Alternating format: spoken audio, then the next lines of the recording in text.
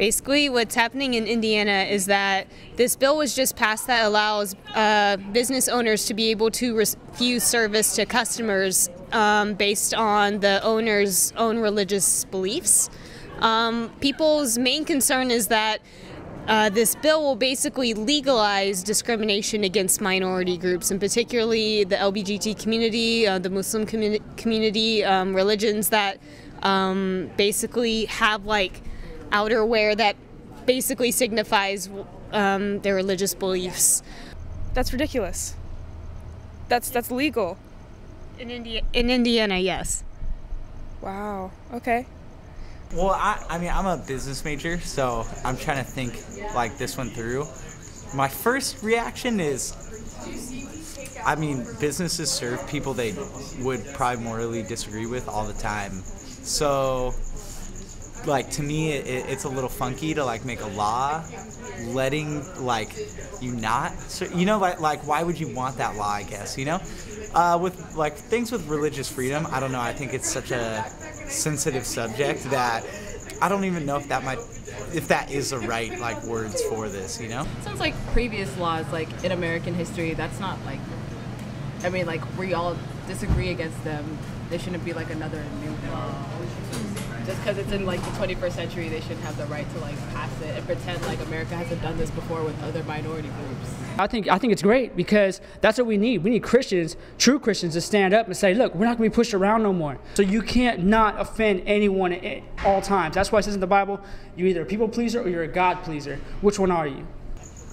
I guess like I can see where this comes from because there could be businesses that do not want to provide service because, in their opinion, something is morally challenging. They have a moral dilemma. And then you have whatever minority group being mad about that, so they'll sue. So you could see how like one group is like kind of getting the bad end and they want to get protection. But then on the other spectrum, that could easily discriminate against the minority group. So like I could see like the need for that, like why that would come out in the first place, but at the same time, you can see how it can get abused really easily too.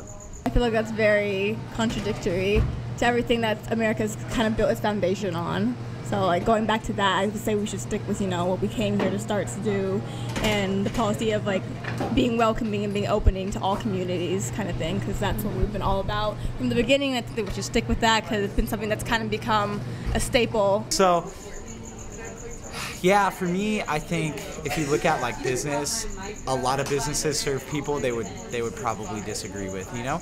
Not to the extent you go, I don't know, but that's sort of my first thought is like, is anyone talking about that? I mean, everyone should be able to practice their own religion, but I don't think that we should be able to discriminate others for the sake of our own religion. So, while there are other states that have laws similar to this religious freedom law, the difference between other states and Indiana is that these other states have bylaws that protect minorities, whereas Indiana, the law they passed does not allow for any protection for minority groups. Do you think that in having a religious freedom bill, it necessitates that someone is going to be discriminated against at some point?